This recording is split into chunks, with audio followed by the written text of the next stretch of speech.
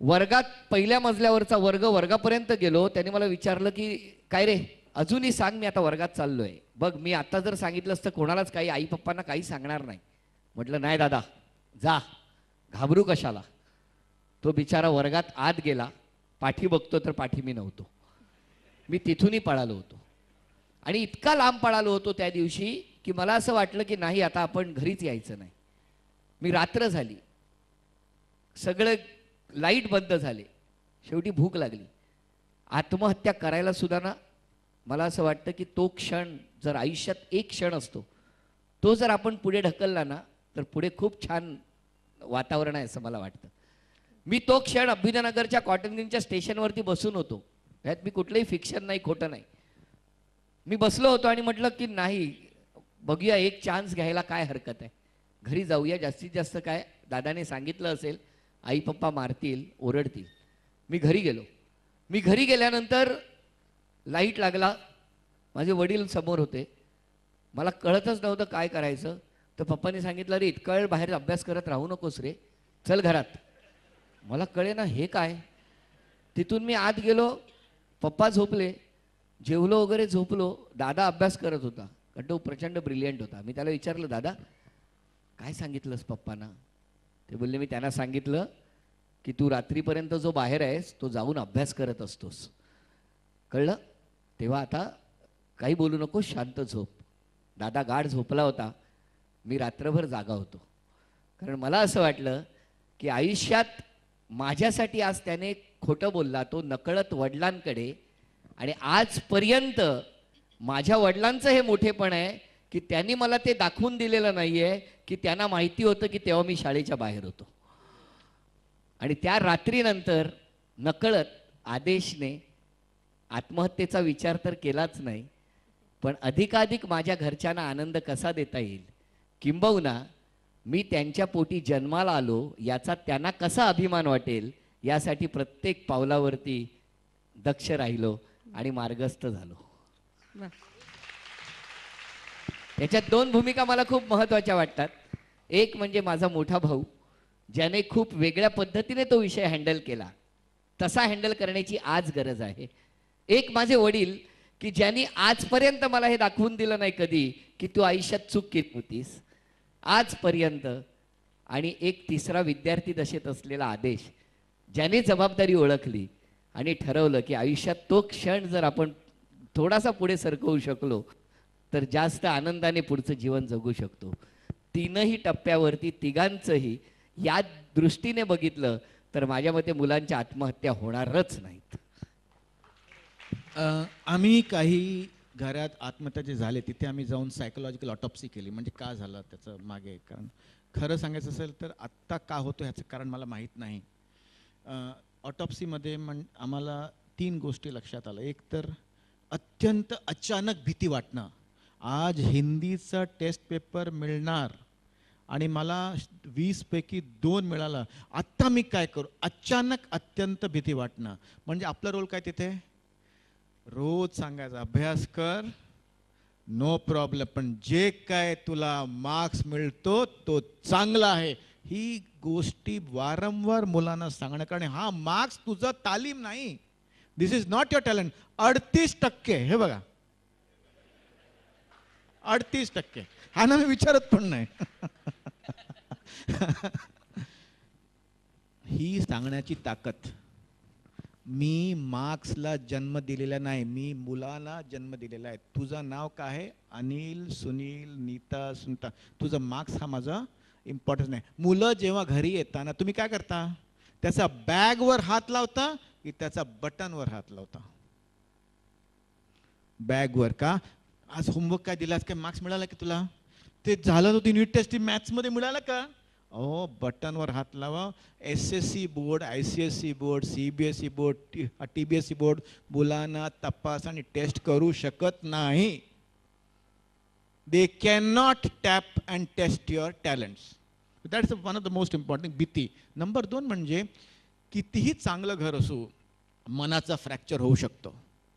जसं पायाचा फ्रॅक्चर होतो तसा मनाचा फ्रॅक्चर पण होऊ शकतो. कारण सायन्सला माहीत नाही, आता माहीत नाही. आणि मनाचा फ्रॅक्चर म्हणजे काय, मुलं गप्प बसले, अजिबात तुमच्याशी बोलत नाही अचानक, किंवा जास्त राग, तोडफोड, पुष्कळ तोडफोड, किंवा आपल्याला असं वाटणं की हा जगात मोठं एक भार आहे, घरून पळून जाण्याची इच्छा, झोप कमी किंवा झोप जास्त, अतिशय दुःख वाटणं, असं वाटणं की मला इथे नको.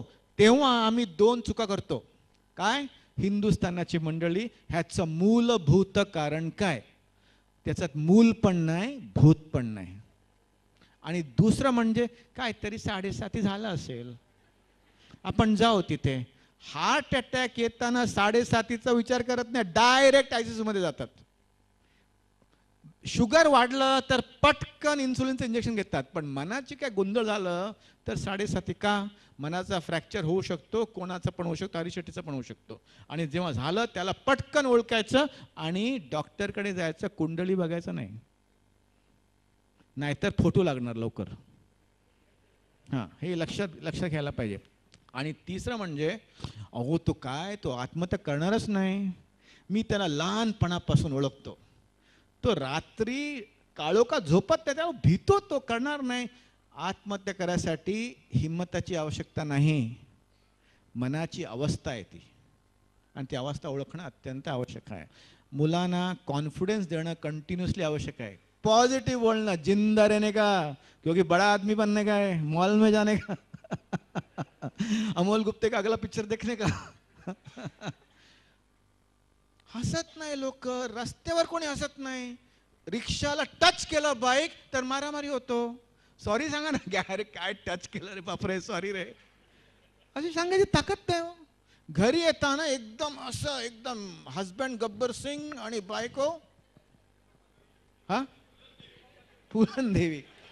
अहो आयुष्य एकच आहे, मागचं आयुष्याचं ॲड्रेस, मागचं जो जन्माचा ॲड्रेस नाही माझ्याकडे, व्हिडिओ टेप पण नाही माझ्याकडे, आणि पुढचं जन्माचं ॲड्रेस नाही.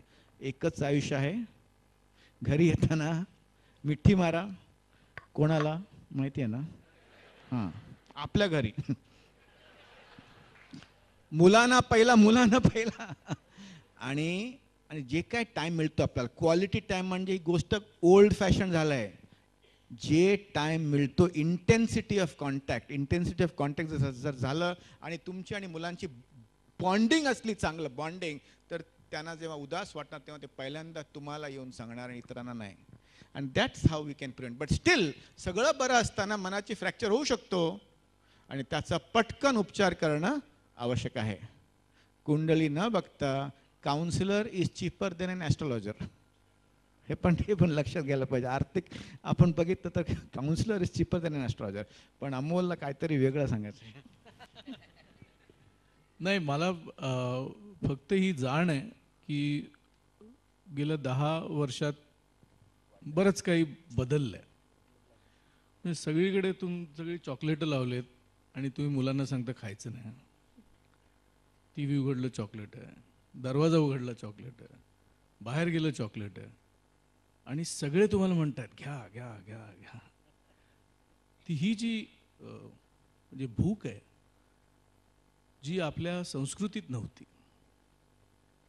एक कारण गुरुकुल म्हणजे शिक्षण संस्था जी आपण म्हणतो, वयाच्या 8व्या वर्षी मुलाला जानवं घालून गुरुकुलास, त्याचा अर्थ काय? तिथे गुरुची सेवा करून त्याला जे मिळेल ते ज्ञान. तर आज 9 लाखापर्यंत पर चाइल्ड अशा शाळा आहेत, आणि ते एक्सक्लुझिव्ह क्लब्स बनत आहेत. एअर कंडिशनर्स आहेत वर्गात, खालून कुणी दुसरं मूल पाहते की ही स्थिती आहे. त्यामुळे आतमध्ये त्या मुलाच्या काय चाललंय, जर तुम्ही त्या मुलाशी, स्वतःच्या मुलीशी मैत्री केली नाहीत तर तुम्हाला काहीच आढळणार नाही आतमध्ये काय चाललंय ते. आणि गंभीर गोष्ट आहे, आपण स्वतः किती त्या भुकेला विक्टिम झालो आहोत. स्वतःचा ॲनालिसिस की मी कुठे चुकतोय, ही फार इम्पॉर्टंट गोष्ट आहे. लैंगिक समानता, मुला मुलीमध्ये फरक, घरात वर्गात होणारच. माझ्या मुलाला अद्याप आईचं भोजन माहीत नाही, कारण मी स्वयंपाक करतो. आणि ह्यात माझं काही मी मोठेपणा गाजवत नाही आहे, कारण सत्यस्थिती आहे की डेमोक्रॅटिक बिहेवियर ज्याला आपण म्हणतो, ते जर आपण घरात त्याचा आपण प्रयास केला तर कदाचित 5-10 वर्षात आपण काही करू शकू. मग आपल्याला कळेल आपल्या मुलांना काय हवंय ते. ही क्विक आन्सर्स किंवा कोई टॅबलेट की कॅप्सूल नाही. विचार करा. नुसतं सांगण्यापेक्षा प्रत्यक्ष कृतीतून मुलांपर्यंत ते पोहोचवलं गेलं पाहिजे. एकीकडे आपण इतका छान मुलांचा विचार करतोय, पण हीच मुलं जेव्हा टीव्हीच्या समोर तासनतास बसतात. मी तुम्हाला सांगतो, I will stop you on this. माझा मुलगा, त्याला 143 पोकेमॉन माहिती आहेत. कोणी शिकवलं त्याला? मी तेच विचारणार पण होते वर्गातले तुम्हाला. कॉम्प्लिकेटेड शब्द, जॅपनीज शब्द आहेत. पण 143 का, मी फक्त 143, कदाचित 180 असावे. मग त्याला वर्गात 10 शब्द काल्पनिकरित्या त्याला का मिळत नाहीये? बरोबर. मग आपण त्याला म्हणतो की तू टीव्ही पाहू नकोस. मग तीच तर खरी थोडीशी जी मजा आहे त्याची. तुम्ही मग शिक्षण संस्थेला रिइन्व्हेंट करा ना. म्हणजे जसं कार्टून नेटवर्क त्याच्या डोक्यावर बसलंय, तसं शाळेत जर वर्ग तसा बसला तर मग तो नाही पाहणार. पण मग एक चित्रपट व्यवसायात तुम्ही इतकी वर्ष आहात, तुम्ही आणि आदेश दोघांनाही हा प्रश्न आहे की मग या माध्यमातून मुलांसाठी अजून काहीतरी सुंदर करावं व्यवसाय किंवा काय करता येईल? मी तुम्हाला स्वतःच सांगतो, व्यवसाय मी कधीच मानला नाही, म्हणून मला मजा येते. बरं. मी I am a cinema lover. मी एक स्टुडंट आहे, सिनेमा स्टुडंट आहे, आणि आयुष्यभर राहणार आहे. आणि जे मला माहिती आहे ती 2 महानगरपालिकेच्या शाळा आहेत. पाली चिंबई महानगरपालिका शाळा, वांद्रा, आणि सांताक्रूज महानगरपालिका. त्यात फारच अंडर प्रिव्हिलेज हा शब्द वापरू नये, कारण तो फार इम्प्रॉपरली वापरला जातो. नॉन प्रिव्हिलेज म्हटलं तर बरं आहे, कारण काहीच प्रिव्हिलेजेस नाही आहेत त्या मुलांकडे. मालमत्ता नाही, काही नाही, घर नाही, काही नाही. पण एक इच्छा आहे की स्वबदल घडून आणायची इच्छा आहे. त्याला रिस्पेक्ट देता, जे मला माहिती होतं, मी विस्लिंग वुड्समध्ये शिकवतो, MIT मध्ये शिकवतो, फिल्म इन्स्टिट्यूटला जाऊन शिकवतो, तोच कार्यक्रम मी सरळ ह्या वयगट 6 ते 12 पर्यंत त्यांना सरळ तोच कार्यक्रम नेला त्यांच्याकडे, आणि सतत 1.5 वर्ष चालू ठेवला. आणि त्याच्या अंते त्यांनी स्वतःची एक 10 मिनिटाची फिल्म बनवली, आसू बने मोती. आता ही मुलं, त्यांना चार्ली चॅपलिन माहिती आहे, माजिदी माहिती आहे, फ्रान्सवा त्रुफो माहिती आहे. तुम्हाला कदाचित माहिती नसेल, पण त्यांना माहिती आहे. आणि त्यामुळे, त्या माहितीमुळे त्यांना तो स्वबदल घडवला आहे. हे चित्रपट फर्स्ट मुंबई इंटरनॅशनल फिल्म फेस्टिवलमध्ये ऑस्कर विनिंग मेगन मायलनच्या स्माईल पिंकी बरोबर या मुलांना दाखवला. आणि मेगन मायलन बरोबर हे 6 ते 12 जे चिंटी कंपनी आहे, वरती डायरेक्टर आणि ॲक्टर म्हणून आले आणि उत्तरं द्यायला लागले. ही मोठी गोष्ट आहे. त्यामुळे मग तुमच्या कार्यक्रमात, तुमच्या पाठ्यक्रमात आर्ट तुम्ही का काढून टाकलं? तुम्ही पालक वर्गांना काय सांगताय की आर्ट इज नॉट इम्पॉर्टंट. 8वी पर्यंत ठीक आहे, मग सगळे कलर पेन्सिली जे आहेत तुम्ही आता लपून टाका, आता सिरियस व्हायचं, कॉमर्स. आणि किती मोठ्या मोठ्या फील्ड्स उघडल्या आहेत ज्यात ह्याची गरज आहे, त्याची नाही. तिथे अनएम्प्लॉयमेंट एक्सचेंजमध्ये तुम्ही 11,12,053 नंबर असेल तुमचा, पण इथे स्वतः स्वबदल तुम्ही घडवू शकाल. आणि मुलांच्या ज्या सेल्फ एस्टीम्स आहेत, सेल्फ कॉन्फिडन्स जे ते म्हणतात, त्या जोपासायला हव्यात, त्या वाढवायची आपल्याला गरज नाही आहे. ते असतं तिथे, फक्त तुम्ही त्याला हलवू नका, ही इच्छा.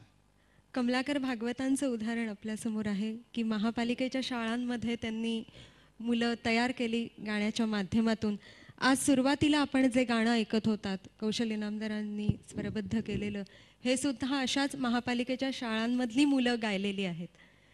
तर हा जो कलेचा फार मोठा प्रभाव मुलांवर चांगल्या पद्धतीने होऊ शकतो, पण अशी कला शाळांमधून आता खरंच मिळते का मुलांना, किंवा तेवढा वाव मिळतोय का? हे बघा, हे अमोलने जे काय सांगितलं, कला म्हणजे फक्त ड्रॉइंग नाही. तुम्ही लक्षात घ्या, science is also an art, language is also an art. Poetry तुम्ही जेव्हा शिकवतात तेव्हा तुम्हाला तर संपूर्ण पोयम आत्मसात होतो का? सांगण्याचं तात्पर्य असं आहे की फिजिक्स लॅबमध्ये ओल्ड शिक्षक जाऊन आज बसला तर तो काही करू शकत नाही, कारण फिजिक्स चेंज झालं आहे. पण टीचिंग काही चेंज झालं नाही. मी नेमकं शिक्षकांना विचारतो, तुमचं कॉम्पिटिशन कुठे आहे?